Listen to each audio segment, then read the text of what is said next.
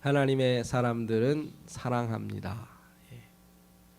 우리 지난주인가요? 하나님과의 사귐에 대해서 말씀 나누면서 누가 믿음 좋은 사람이라고 말씀드렸나요? 아주 어린아이와 같은 대답이면 주님을 좋아하는, 주님과 만나고 싶고 주님과의 보내는 시간이 너무나 좋고, 그래서 예배가 기다려지고 찬양하는 것이 너무 기쁘고 기도하고 말씀 듣는 것이 너무나도 즐거우면 믿음 좋은 거라 말씀을 드렸습니다. 같은 맥락에서 오늘 주시는 말씀은 하나님을 잘 믿는 성도, 정말 믿음 좋은 성도는 서로 사랑하는 성도라고 성경은 가르쳐주고 있습니다. 나는 믿음 좋은 성도인가요? 예전에 중고등부 때 했던 그 놀이 중에 당신은 당신의 이웃을 사랑하십니까? 라는 놀이가 있었어요. 혹시 해보신 분 있는지 모르겠는데 A game, Do you love your neighbor? 그래서 둥그렇게 앉은, 이게 여기 한 뭐 10명이 있으면 10명이 둥그렇게 앉은 다음에 술래가 한 사람을 지목해서 질문합니다. 당신은 당신의 이웃을 사랑하십니까? 네 라고 대답하면 지나가요. 그런데 아니요 라는 말은 옆에 있는 사람이 마음에 안 든다는 거거든요. 그러면 그 즉시 다시 질문을 합니다. 그러면 어떤 사람을 사랑하십니까? 저는 안경 쓴 사람이 좋습니다. 그러면 안경 쓴 사람이 다 일어나서 서로 자리를 바꾸는 거죠. 그래서 이제 가끔은 마음에 드는 여학생 옆에 앉기도 하고 자기 좋아하는 사람 찾아가기도 하고 그랬는데, 그런 놀이를 했던 기억이 납니다. 제가 성도님들께 질문해 보죠. 성도님들은 옆에 계신 분들을 사랑하십니까? 사랑 안 하시면 지금 자리에 옮기셔도 됩니다. 이게 놀이로 했던 이제 그러한 질문인데, 사실 이 하나님을 믿는 성도들에게 이 질문은 웃고 넘길 만한 질문이 아니죠. 우리 신앙에 굉장히 중요한 하나님의 명령이기 때문입니다. 내 이웃을 사랑하라고 하신 주님의 명령이 있기 때문에 우리는 언제나 이 질문을 받을 때에 그 대답이 뭐여야 됩니까? 네라고 대답해야 합니다. 주님, 예 그렇습니다. 저는 제 옆에 있는 이웃을 사랑합니다. 만약 사랑하지 않으면 우리는 하나님을 모르는 사람이라고 오늘 성경이 말씀하고 있어요. 왜요? 사랑은 하나님께 속한 것이고 사랑하는 자마다 하나님께로 나서 하나님께 속하였다라고 말씀하시기 때문입니다. 그러니까 우리는 이 질문이 늘 두렵고 또 무겁고 늘 고민하게 되지요. 나는 과연 얼만큼 사랑하고 또 얼마나 많은 사람을 사랑할 수 있는가? 하나님을 믿는 성도들은 참 사랑을 배웠고 또 배우고 있습니다. 오직 하나님께서만이 참 사랑을 아시고 또 참 사랑을 주실 수 있는 분이십니다. 다른 말로 하면 하나님 떠난 사랑은 거짓 사랑이라는 거예요. 그 말 듣고 기분 나빠할 사람들이 많이 있겠지만 실제로 그렇고 그것이 우리의 신앙 고백입니다.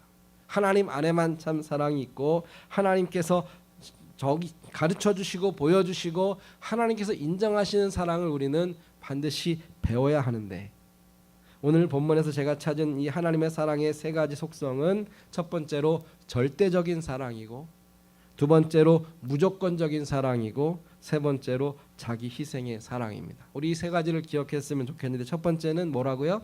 절대적인 사랑. 하나님 말고는 다른 사랑이 없다라는 것이고, 두 번째는 어떤 거라고요? 무조건적인 사랑. 그리고 세 번째 마지막으로 자기를 희생하는 사랑이 하나님께서 말씀하시는 참 사랑입니다. 여기에 벗어난 것은 거짓이라는 것입니다. 첫 번째로 하나님의 사랑은 절대적입니다. 저마다 자기 마음대로 자기 방식대로 사랑하면서 이것이 사랑이다라고 말할 수 없다라는 거예요. 어떤 사람은 그렇게 이야기합니다. 사랑은 인간의 본능이고 너무나 자연스러운 감정이기 때문에 각자 자기 좋아하는 방식대로 또 자기의 할 수 있는 능력대로 사랑하는 것이지, 왜 우리가 사랑을 어떻게 딱 규정하는가, 어떠한 틀에 가두어서 이렇게 해야 된다라고 말하는가, 그것은 옳지 않다라고 반론을 제기할 수 있습니다. 그러나 성경은 그 생각에 너무나도 철저하게 도전하고 있습니다. 사랑은 어디 있어요? 여기 있습니다. 여기가 어디예요? 십자가. 하나님께서 보여주신 사랑의 최고의 결정체는 예수 그리스도이시고 예수 그리스도를 우리에게 주셨고 우리를 살리기 위해 죽으신 그 사랑 말고는 다른 사랑은 없다라고 말합니다. 얼마나 좀 무섭고 위험한 발언입니까? 예수님의 사랑만이 참 사랑이고 다른 사랑은 없다라고 말씀하는 성경. 우리는 이 말씀 앞에 고민할 수밖에 없습니다. 과연 나는 그 사랑으로 사랑하고 있는가? 내로남불이라는 말을 하죠, 한국 사람들이. 이게 무슨 뜻이에요? 내가 하면 로맨스고 남이 하면 불륜이다. 그러니까 내가 하면 사랑이에요. 그래서 대부분 사람들이 자기는 사랑을 잘 안다라고 생각하고 잘 한다고 생각해요. 성도님들도 그렇지 않으십니까? 내가 그래도 사람이 참 마음이 착하고 유해서 내 사람 아낄 줄 알고 내 가족 지킬 줄 알고 내가 얼마나 수고하고 애쓰고 희생하는데 나만큼 사랑하라고 하지. 그래서 어떻게 돼요? 싸움이 나죠. 집안 식구들끼리 부부끼리 내가 더 사랑한다 네가 더 사랑한다 늘 싸우지 않습니까? 우리는 거기에 갇혀 나는 참 잘하는 것 같고 다른 사람들은 하나도 안 해주는 것 같고 그렇게 기준이 나예요. 거기서 우리는 실패하고 실수합니다. 하나님은 말씀하십니다. 하나님이 참 사랑이시기 때문에 모두가 하나님께로부터 그 사랑을 배워야 합니다. 내 감정이 과연 사랑인가? 내가 하는 말과 행동이 사랑을 표현하고 있는가? 하나님의 말씀에 비추어서 부족함을 깨닫고 내가 바뀌고 변화돼야 그 참사랑에 가까워지는 것이지 늘 나는 잘하고 있고 나는 열심히 하고 있고 다른 사람이 문제라고 한들 우리는 거짓 사랑으로 남과 내 자신에게 상처만 주고 있다라는 거죠. 기억하십시오. 참 사랑이 있고 거짓 사랑이 있습니다. 사랑은 다 좋은 게 아닙니다. 상처 주는 사랑이 있어요. 남을 해치는 사랑이 있습니다. 내 자신까지 파괴하는 그러한 사랑도 있다라는 거예요.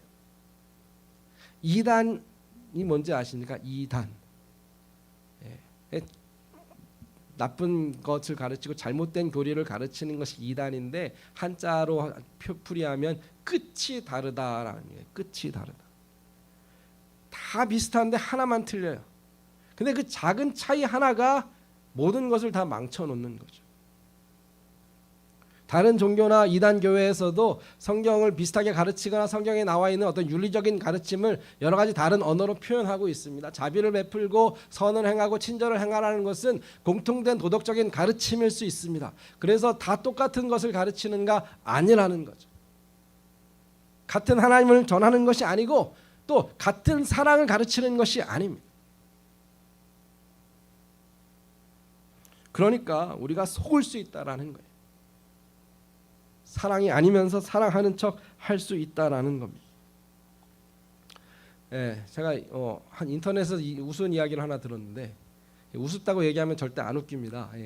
별로 기대하지 마시고 그 한 결혼식장에서 신랑 신부를 축하하기 위해 사회자에게 한 분이 요한일서 4장 18절을 좀 신랑 신부에게 읽어주십시오 부탁을 했어요. 그러니까 요한일서 4장 18절은 오늘 본문 다음에 나오는 말씀인데 사랑 안에 두려움이 없고 온전한 사랑이 두려움을 내쫓나니 라는 말씀이에요.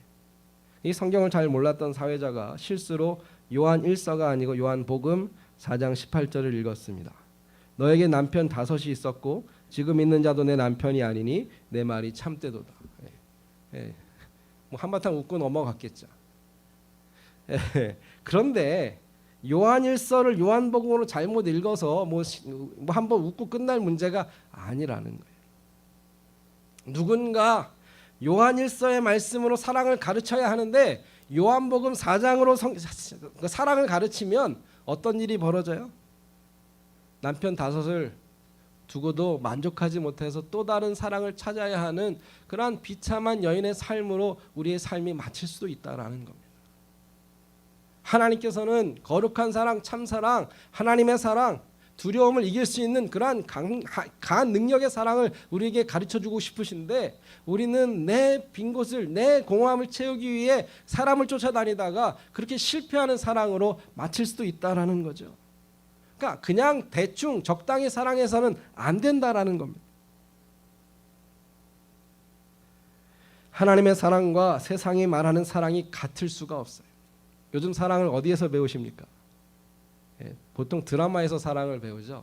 그래서 우리 아이들이 연애를 할 수가 없어요. 그것은 드라마 이야기일 뿐이지 현실은 아니라는 거죠. 현실에 그렇게 잘생긴 남자들이 있을 턱이 없고 그 사람이 내 옆에 있을 일은 더더욱 없습니다. 꿈을 깨야 되죠.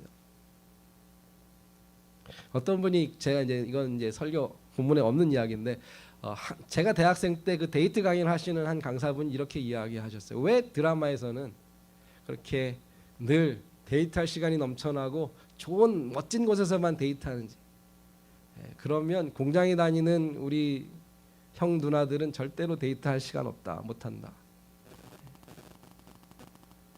세상이 말하는 사랑이 있고 하나님께서 말씀하시는 사랑이 있는데 그것은 다르다라는 거예요. 세상은 욕심에 사로잡혀 우리가 원하는 것을 소유하는 것을 부추기면서 그 욕심이 바로 사랑이고 내가 좋아하는 것, 내가 원하는 것 그것이 사랑이라고 말하지만 하나님께서는 그것은 욕심이라고 정의하실 뿐입니다. 가장 크게 오해하는 것이 내 이기적인 욕심을 사랑이라고 착각하는 것인데 이것의 가장 극단적인 예가 뭐냐 하면 요즘 문제가 되는 스토킹이고 성적인 범죄입니다. 상대방이 엄청난 고통을 주면서도 뭐라 그래요? 좋아서 그랬다 그래요.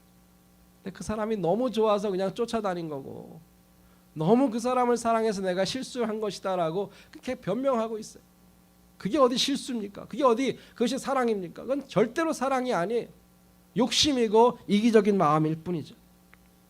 성경에도 이러한 예가 자주 등장합니다. 야곱의 딸 디나라는 사람이 있었어요. 근데 야곱의 딸 디나가 강간을 당해요. 그 옆 마을 그 추장의 아들이 세겜이라는 사람이 있는데 이 세겜이 이 디나를 보고 너무 이제 좋아서 강간을 해요. 근데 왜 좋은데 왜 강간을 합니까? 창세기 34장 3절에 보면 이렇게 이야기합니다. 내가 이 소녀를 너무 사랑해서 마음 깊이 연애해서 그렇게 했습니다. 제발 결혼하게 해주십시오. 여자분들 결혼할 수 있어요? 그 사람이 나를 그렇게 사랑한다라고 믿을 수 있습니까? 없어요. 그런데 말을 그렇게 한다라는 거예요. 나는 너 너무 좋아. 강간할 수밖에 없었어. 말이 안 되는 거죠. 또 다른 예가 있습니다. 다윗의 아들 암논이 자기의 이제 이복누이 스텝시스터인 다말을 또 사랑해요. 얼만큼 사랑하는가? 병이 날 정도로 사랑해요. 드라마 같은 이야기죠. 근데 그 결말이 어떻게 됩니까? 똑같습니다. 너무 사랑해서 억지로 잠자리를 같이 하고 범하죠. 그런데 그 다음이 더 무섭습니다. 사무엘하 13장 15절에 뭐라 그래요? 암논이 그를 심히 미워하니 그랬어요. 좀 전까지 사랑했는데 이제는 심히 미워한대요. 이제 미워하는 마음이 전에 사랑하던 사랑보다 더한지라 그랬어요. 그리고는 쫓아냅니다. 그리고 자기는 사랑했다 그래요. 성경에 나오는 지어낸 이야기가 아니라 실제로 일어난 사건이고 아니 과거에 일어난 일뿐 아니라 지금도 이보다 더 끔찍한 일은 매일매일 이곳저곳에서 일어나고 있습니다. 왜요? 거짓된 사랑을 사랑이라고 자기도 속고 남도 속이려고 하기 때문에 그렇습니다. 암논이 품었던 마음, 세겜이 가졌던 마음은 절대로 사랑이 아닙니다. 단지 자기의 욕심에 사로잡혀 있을 뿐이에요. 그런데 어쩌면 우리도 그렇게 극단적인 행동은 하지 않을지 몰라도 내 욕심을 가지고 사랑이라고 말하면서 내가 좋으니까, 내가 원하니까, 내가 바라니까 그것을 사랑이라는 마음으로 다른 사람에게 상처 주는 일들을 반복하고 있습니다.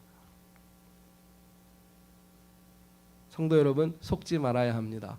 사랑의 반대가 뭐예요? 사랑의 반대말이 뭘까요? 미움인가요? 무관심인가요? 그보다 더 정확한 답은 이기심입니다. 나만 사랑하기 때문에 다른 사람은 다 관계없다는 거예요. 내가 좋으면 다 좋다는 거예요. 실제로 그렇지 않습니다. 나만 좋을 수가 있어요. 나만 좋고 다 슬퍼하고 괴로워하고 고통할 수 있는데 나만 좋으면 그것이 사랑이라고 말해요. 사랑의 정말 반대말은 이기적인 마음이에요. 욕심입니다. 그래서 얼마나 많은 문제들을 우리가 스스로 일으키고 있습니까? 나는 내 남편을 사랑한다고, 나는 내 아내를 사랑한다고 생각하지만 조심하셔야 됩니다. 그 안에 과연 내 이기적인 욕심은 없는가? 부모가 자녀를 사랑하는 것은 당연하죠. 그런데 살펴보셔야 합니다. 부모로서 자녀들에게 어떤 내 욕심을 가지고 자녀를 사랑한다 말하지 않는가, 정말 심각하게 고민해 보셔야 됩니다. 성도들이 서로 함께 형제자매로 사랑하고 있습니다. 그러나 이 공동체 안에 혹시 누군가의 내 자신의 이기적인 마음은 없는가 늘 주의하셔야 됩니다. 왜냐하면 어떠한 것보다 부패한 것이 우리의 마음이기 때문에 하나님은 우리에게 정말로 하나님의 사랑을 가르쳐 주기를 원하시는데 우리는 세상의 잘못된 방법으로 서로를 사랑하면서 사랑이라고 착각할 수 있다라는 거죠. 사랑에 대해 우리가 첫 번째 기억해야 할 것은 오직 하나님만이 사랑이십니다. 하나님께서 가르쳐 주시는 대로 사랑하십시오. 그래야 그 사랑이 참 사랑이 됩니다. 두 번째로, 그러면 그 사랑은 어떤 사랑인가? 무조건적인 사랑이라 그랬어요. 어떤 사랑이요? 무조건적인 사랑. 우리가 이 말은 늘 하는 말이지만 과연 이 말을 이해하고 있습니까? 하나님이 우리를 사랑하십니다. 왜 사랑하세요? 이미 답을 드렸습니다. 조건이 없어요. 무조건이. 내 안에 사랑받을 만한 조건을 아무리 찾아도 안 돼요. 없습니다. 그런데 하나님은 나를 사랑하세요. 이유가 있다면 하나님 자신이 사랑이십니다. 이것을 이해하시는 것이 굉장히 중요합니다. 하나님이 사랑이세요. 이것은 하나님이 빛이시라는 말과 같은 거예요. 하나님은 빛이시기 때문에 그 안에 어둠이 있을 수가 없습니다. 그림자조차 없다 그랬어요. 마찬가지로 하나님은 사랑이시기 때문에 하나님께서 하시는 모든 것은 뭐예요? 사랑입니다. 모든 말씀이 사랑이고 하나님의 모든 뜻이 사랑이고 모든 행하시는 것들이 사랑입니다. 사랑처럼 안 보여도 사랑이에요. 저주처럼 들려도 사랑입니다. 나를 해치고 나를 상하게 하시는 것 같은데 그것이 사랑입니다. 그 결과를 보면 알아요. 십자가에 그 끔찍한 일을 행하셨지만 그것이 사랑입니다. 왜요? 그 때문에 내가 살았고 우리가 살았기 때문에. 하나님은 자신을 부인할 수 없습니다. 하나님 안에 증오가 있을 수 없고 하나님 안에 미움이 있을 수 없고 하나님 안에 다툼이 있을 수 없고 하나님 안에 저주가 있을 수 없습니다. 왜요? 하나님은 사랑이시기 때문에. 하나님의 존재 자체가 사랑입니다. 그래서 우리를 사랑하시는데 어떠한 조건이 필요가 없어요. 하나님께서 우리를 만나주신다면, 하나님께서 우리와 대화하신다면, 하나님께서 우리를 도우신다면 그 모든 것은 다 사랑입니다. 심지어 우리가 하나님을 사랑하지 않아도 하나님께서 우리를 사랑하시는데 우리의 사랑이 필요하지 않다라는 거예요. 오늘 10절 말씀해 보니까 우리가 사랑한 것이 아니, 우리가 하나님을 사랑한 것이 아니라 하나님이 우리를 사랑하셨다 그랬어요. 그것을 다르게 표현하면 우리 하나님을 사랑하지 않는 우리도 사랑하셨다라는 거죠. 늘 아침 저녁으로 마음이 바뀌고 행동과 태도가 변하는 우리 같은 사람도 하나님은 늘 변함없이 사랑하시는데 왜 그렇습니까? 그 조건이 우리에게 있지 않고 하나님께 있기 때문에. 그래서 로마서 5장 8절에 보면 우리가 언제 사랑받았어요? 아직 죄인 되었을 때. 그리스도께서 우리를 위하여 죽으심으로 하나님께서 우리를 향한 하나님의 사랑을 보여주셨고 확증하여 주셨습니다. 의심하지 마십시오. 실수한 순간에 넘어진 순간에도 하나님은 여전히 사랑하십니다. 왜요? 하나님이 사랑이시기 때문에 그렇습니다. 그렇기 때문에 사랑은요, 겉으로 드러나는 어떤 행동만이 아닙니다. 그 이전에 우리의 인격이고 우리의 성품이고 우리의 존재가 사랑이 되어야 합니다. 누군가 사랑하려면 내가 변해야 돼요. 그러니까 처음보다 지금 내 사랑이 달라졌다면 내 인격이 성장한 것이고 내 내면이 변한 것이지 뭐 돈이 더 많아져서 사랑하는 건 아니고 시간이 더 많아서 사랑하는 건 아닙니다. 결국 내 안이 변해야 돼요. 내 마음이 변해야 되고 내 태도가 달라져야 되고 내 중심이 하나님으로 충만해져야 됩니다. 더 정확한 표현은 하나님, 사랑이신 하나님께서 우리 안에 온전히 거하시고 성령이 내 마음에 가득할 때 그 결과, 그 열매가 사랑입니다. 그러니까 내 안에 사랑이 조금도 없으면서 그 사람을 마음으로 멸시하고 미워하면서 겉으로 친절하게 대하고 표정으로 웃어주고 그렇게 뭔가 베풀어주고 자선을 도움을 주는 것 위선일 뿐입니다. 하나님께서는 그것을 사랑이라고 말씀하지 않으세요. 그렇기 때문에 늘 겸손히 기도해야 하죠. 우리가 큰 것을 했지만 여전히 내 안에 사랑이 부족한 것을 깨닫고 늘 하나님 앞에 의지하면서 하나님 내 마음이 달라지고 내 마음이 예수 그리스도의 마음이 되도록 우리가 기도해야죠.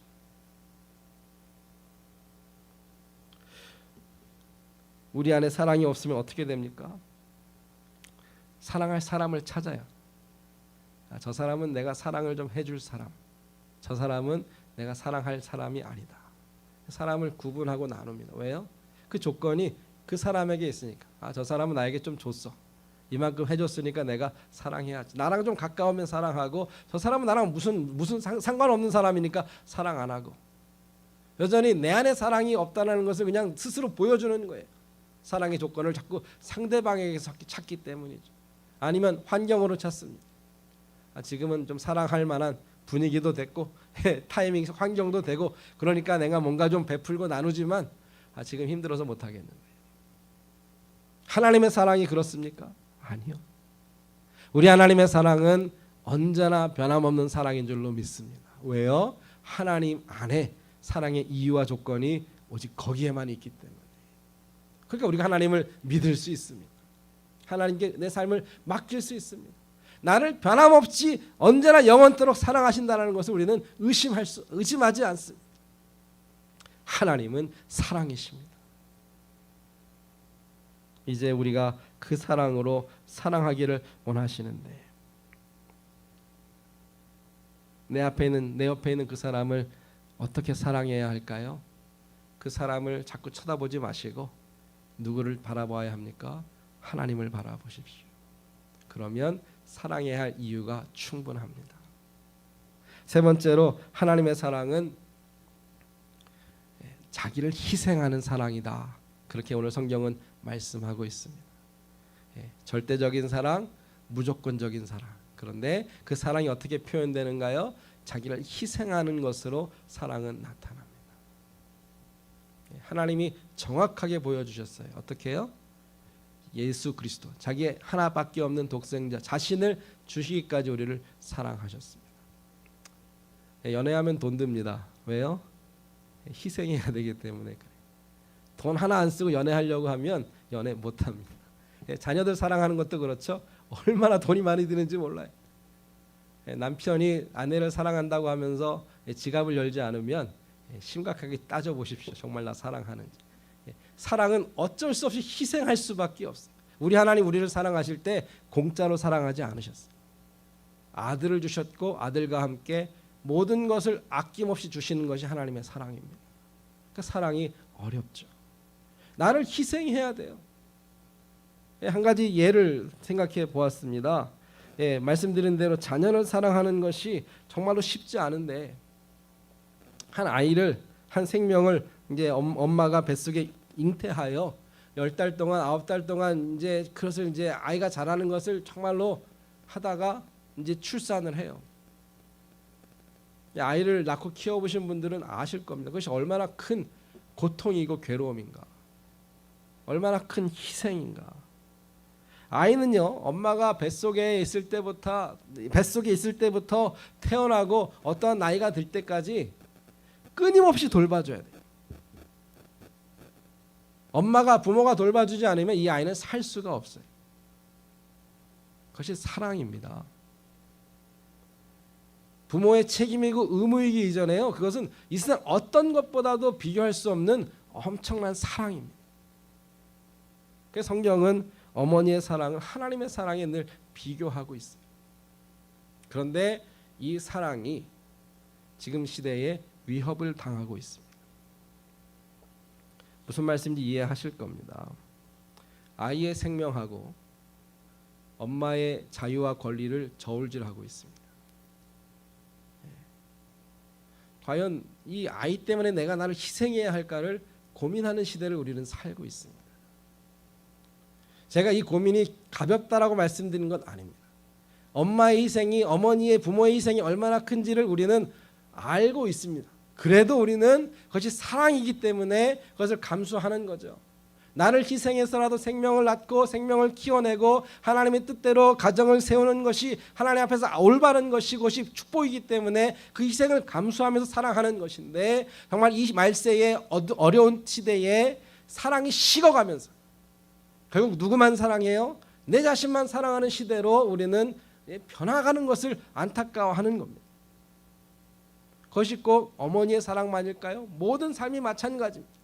하나님께서 주신 사명을 따라 우리가 사랑을 실천하기를 원한다면 희생 없이는 불가능해요.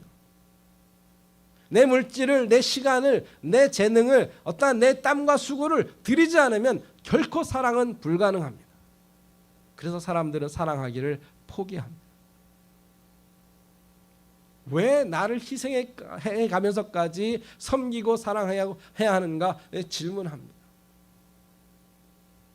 성도 여러분, 결론적으로 그러나 사랑이 참으로 놀랍고 위대하며 축복인 것을 성경이 우리에게 가르쳐주고 있습니다.